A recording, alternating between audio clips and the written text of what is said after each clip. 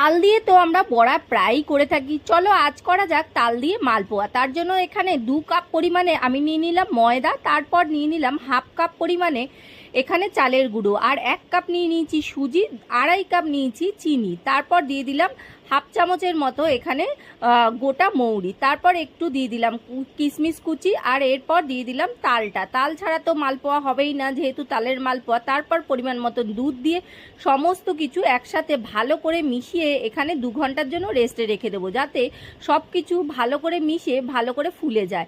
তারপর 2 ঘন্টা পর তার মধ্যে আরও হাফ কাপ দুধ মিশিয়ে এটাকে ভালো করে ফেটিয়ে একটু পাতলা পাতলা করে নিতে হবে।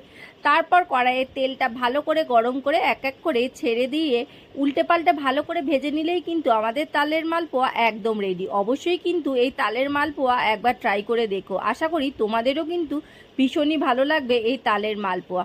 চলো আজকে ভিডিওটা এই পর্যন্ত।